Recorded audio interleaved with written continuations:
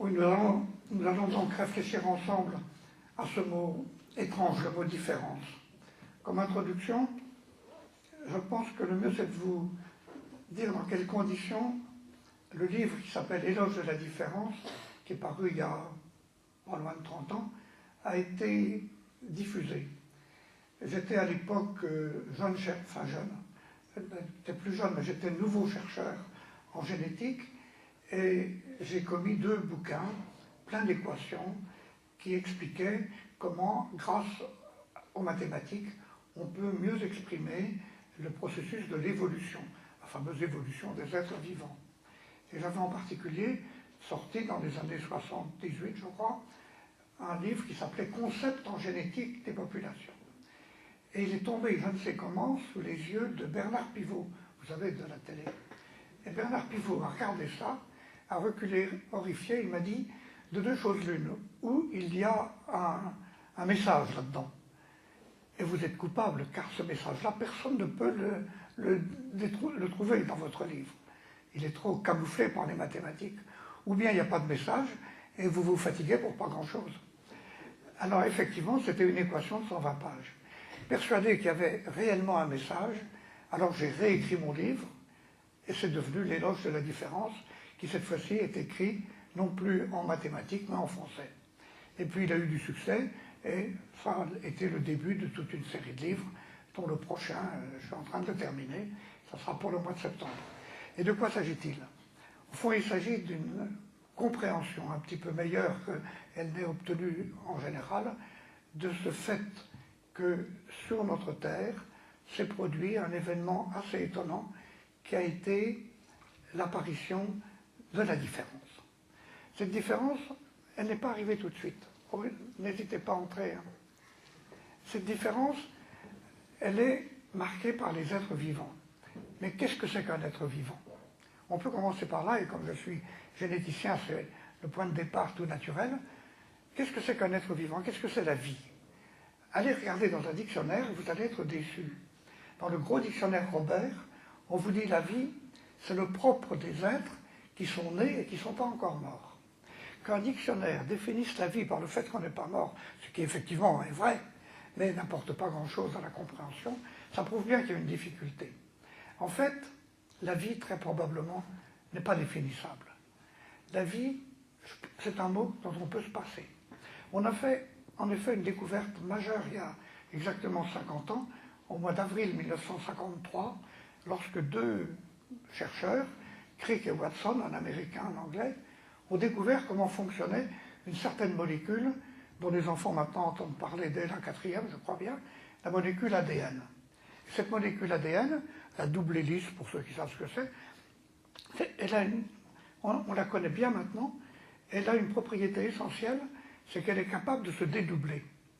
C'est une molécule, pas du tout mystérieuse, faite avec quelques briques d'atomes, et ces briques sont telles que ça constitue 2 brins qui se complémentent l'un l'autre.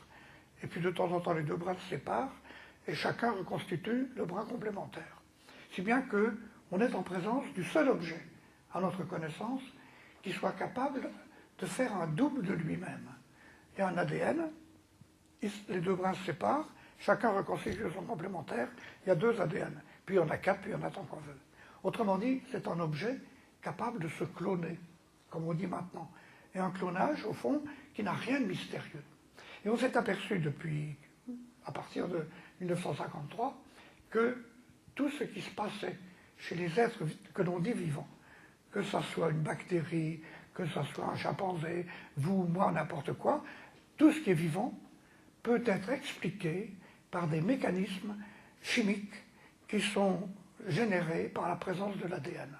Et par conséquent, au lieu de dire d'un être qu'il est vivant, on peut dire que c'est un objet qui possède de l'ADN. Et grâce à l'ADN, cet objet est capable de faire un double de lui-même. Et quand on est capable de faire un double de soi-même, alors on est pratiquement immortel. En tout cas indestructible. Pas immortel au sens métaphysique, mais indestructible, puisque quand vous prenez une molécule d'ADN, si vous la détruisez, c'est pas bien grave, elle a eu le temps de faire un double d'elle-même. Et on peut représenter l'ADN, par conséquent, comme l'équivalent d'un livre qui serait capable de se photocopier lui-même, donc qui est indestructible. C'est arrivé, cette molécule d'ADN, semble-t-il, sur la Terre, ça a été créé par le mouvement aléatoire de tous les atomes, ça a été créé à peu près il y a 3,5 milliards d'années. La Terre était encore jeune, elle avait 1 milliard d'années, qui pour une planète c'est pas bien vieux, elle était encore chaude, les océans étaient, pense-t-on, aux environs de 70 degrés, et du coup, il se passait des quantités de choses du point de vue chimique, dont l'apparition de l'ADN. Et les autres molécules sont apparues, ont disparu, et le pouvoir du temps est autant de destruction que de création, sauf pour l'ADN, qui a été capable de refuser le rôle destructeur du temps. Donc l'ADN, elle est encore là, cette molécule. Et comme elle a eu le temps de se dédoubler, elle a peu à peu muté, elle s'est transformée, et elle a obtenu des performances de plus en plus étranges. Et puis naturellement, autour de cette molécule d'ADN, d'autres molécules ont réagi, ont interagi, et sont devenues ce que l'on appelle des bactéries, par exemple, des algues bleues, des êtres unicellulaires capables de performances plus ou moins grandes. Mais le monde où l'on se reproduit, le monde de l'ADN, est un monde où l'on s'ennuie, puisque, au fond, c'est toujours pareil. Une bactérie fait son double, chacune fait son double quelque temps plus tard, et on n'en finit pas de faire du pareil tout le temps. Si bien que le monde des êtres dotés d'ADN n'aurait pas l'importance qu'il a, si un autre événement dont on ne parle jamais, qui n'est même pas inscrit dans les programmes scolaires, en tout cas mal présenté, ne s'était pas produit il y a moins d'1 milliard d'années. Ça a été la grande révolution. Le jour où deux petites bêtes, qui devaient être semblables à des bactéries d'aujourd'hui, au lieu de se dédoubler, comme avait fait leur unique parent, puisque dans le monde où l'on se dédouble, chacun n'a qu'un géniteur, eh bien, ils ont eu une idée saugrenue de s'y mettre à deux pour en faire un troisième.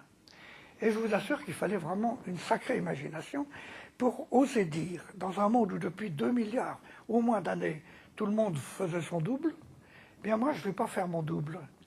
Viens donc un peu ici, à nous deux, on va en faire un troisième. Ça a été le remplacement de la reproduction par la procréation. Et à quoi ça sert? Comme vous le savez, ça dure encore, alors qu'on se demande bien pourquoi, parce que c'est vraiment très compliqué. Alors que la reproduction est toute simple, la procréation est un événement très compliqué. Et ceux qui ont appris un petit peu, qui ont des souvenirs de biologie, se souviennent que quand on veut au tableau dessiner la reproduction, on dessine le processus de la mitose. Il y en avait un, il y en a deux, il y en a 4. C'est très facile à dessiner au tableau. Mais quand on veut dessiner la procréation, on est obligé de faire un dessin du processus de la méiose. Et là, ne me demandez pas de passer au tableau pour le faire. Je suis sûr de me casser la figure. Je ne saurais plus à un certain moment, tellement c'est compliqué. Bien, la nature a mis en place ce processus extraordinairement compliqué. Pourquoi est-ce que ça a un avantage? C'est que quand on procrée, on fait n'importe quoi. En effet, poser le problème, et je le posais quand j'étais prof en première année de médecine, imaginez que vous arrivez il y a 1 milliard d'années, et vous avez l'idée, alors que vous n'avez qu'un parent, comme tout le monde, de vous y mettre à deux pour en faire un troisième. Vous allez m'expliquer que ça peut pas marcher, c'est pas possible.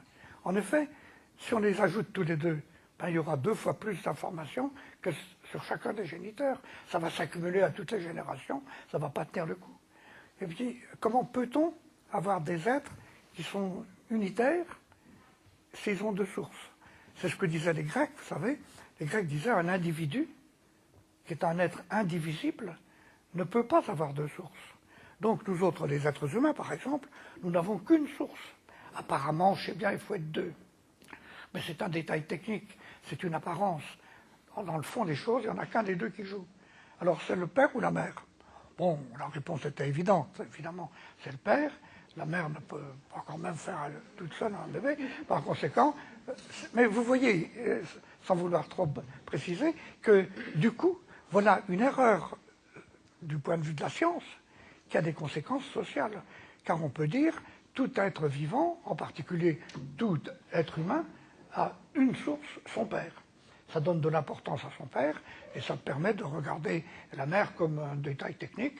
Et d'ailleurs, dit une phrase, je crois, d'Aristote, le monsieur qui fait un enfant à une dame est semblable à un boulanger qui met un pain dans un four. Alors, il ne faut pas avoir d'image trop pittoresque, mais le fait est que ça donnait tout le rôle au père.